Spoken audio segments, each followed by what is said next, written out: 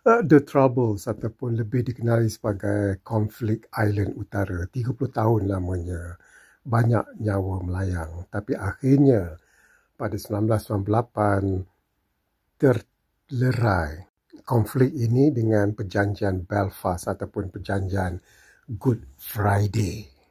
Dan perjanjian ini menghendaki semua kumpulan militer letak senjata termasuk IRA yang kita kenali sebagai Irish Republican Army. Dan IRA ini dia ada sayap politiknya iaitu Sinn Féin yang bergiat dalam politik. IRA dalam militer. Dan baru-baru dan paling terkini 2022 PRU Ireland Sinn Féin menang banyak kerusi.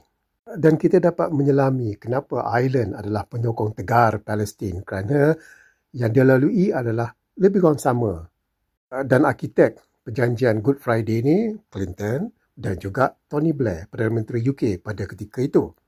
Dan perjanjian gencatan senjata Gaza sekarang ni berlaku ni, Tony Blair bersama-sama Trump adalah arkiteknya.